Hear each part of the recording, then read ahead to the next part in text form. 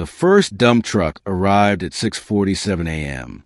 I know the exact time because the thunderous crash of snow hitting my driveway jolted me awake, sending my coffee mug tumbling off the nightstand.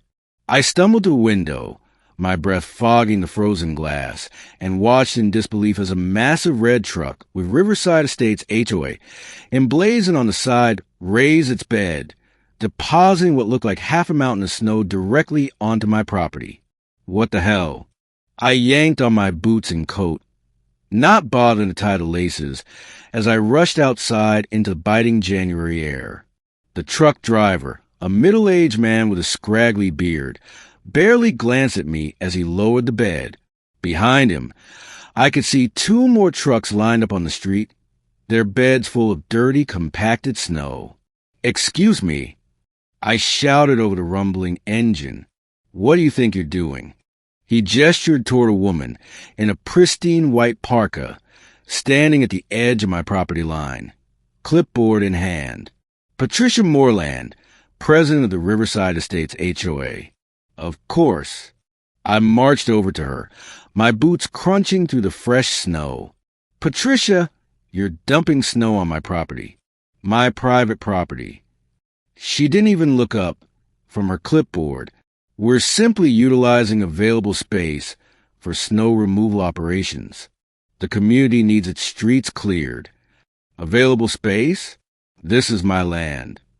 "Actually," she said, finally meeting my eyes with that condescending smile I'd come to despise over the years, "if you check the county records, there's an easement that runs along this section. We have every right to use it. An easement for utilities, not for your personal dumping ground." The second truck rumbled past us, backing up to deposit another massive load. The pile was growing into a genuine mountain, at least 12 feet high and spreading across my entire front yard. Patricia clicked her pen with satisfaction. "Take it up with the county, Mr. Chun. We have work to do." She turned to the third truck driver. "Go ahead, dump it all right here." For 3 hours, I watched helplessly as truck after truck deposited the entire winter's worth of snow from Riverside Estates onto my property. My driveway was buried. My mailbox was invisible. The decorative fence I'd installed last spring was completely swallowed by a wall of dirty, salt-stained snow and ice. When the last truck finally rumbled away, I stood in front of a mountain that blocked my entire property from the street. Patricia drove past in her luxury SUV, giving me a cheerful wave that made my blood boil. I called the county. The clerk was sympathetic, but unhelpful. The easement technically allows for temporary storage of materials related to road maintenance. "Sir, you need to file a formal complaint, which takes 30 days to process." 30 days. I'd be snowed in for a month. That night, I sat in my kitchen, staring at the mountain of snow visible through my window, illuminated by the streetlight. Then I noticed something interesting. The easement Patricia had mentioned, it ran along the border of my property. Yes, but it also extended 15 feet into the street, the public street that served as the only entrance and exit to Riverside Estates. A slow smile spread across my face. At 7 a.m. the next morning, I made a phone call to Jerry's Excavating. "Jerry, it's Tom Chun. Remember when you said you owed me a favor? I'm calling it in."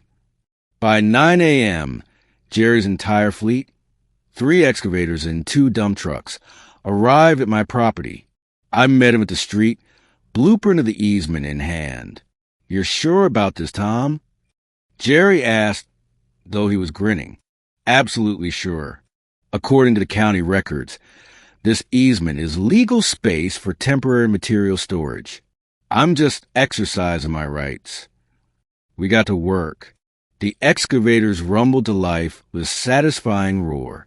Systematically, methodically, we began moving the mountain of snow from my property to the street, specifically to the 15-foot wide stretch of public easement that happened to be the only road in and out of Riverside Estates.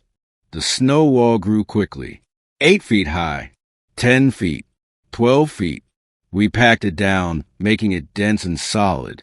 The excavators shaped it into a perfect barrier, completely sealing the entrance to the HOA community. By noon, it was done. A magnificent, impenetrable wall of snow and ice, blocking the entire street. You couldn't drive through it, couldn't walk through it, couldn't even see through it. And it was completely legal, sitting entirely within the public easement. My phone rang at 12:47 p.m. Patricia, what have you done? Her shriek could probably be heard without the phone. I'm simply utilizing available space for snow storage. Patricia, the community has needs, after all.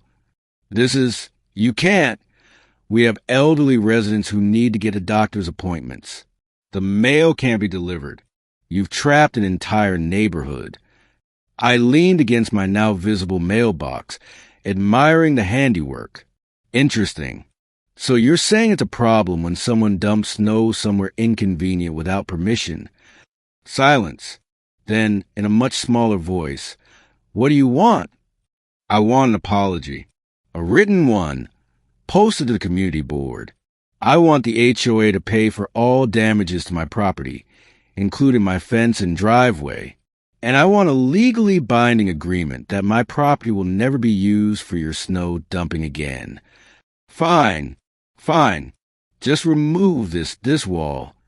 Oh, Patricia, I said, enjoying every second. I'll need to file the proper permits for snow removal.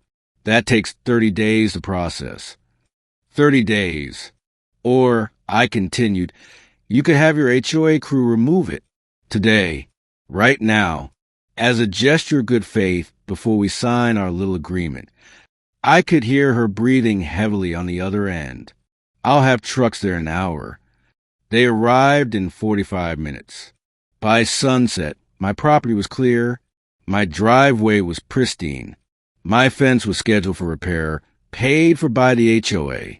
And I had a signed, notarized document guaranteeing that Riverside Estates would never again trespass on my land. I stood on my porch as the last truck hauled away the final load of snow back to where it came from, the HOA's own storage area, which they'd apparently deemed too expensive to use initially. Patricia pulled up in her SUV, window down. For once, she didn't look condescending. She looked tired. You made your point, Mr. Chan. I appreciate you seeing reason, Patricia. She started to drive away, then paused. For what it's worth, that was well played. I raised my coffee mug to her as she drove off into Riverside Estates, finally accessible again. Sometimes, the best way to handle a bully isn't to fight fire with fire. It's to use their own tactics against them, with a smile on your face and the law on your side.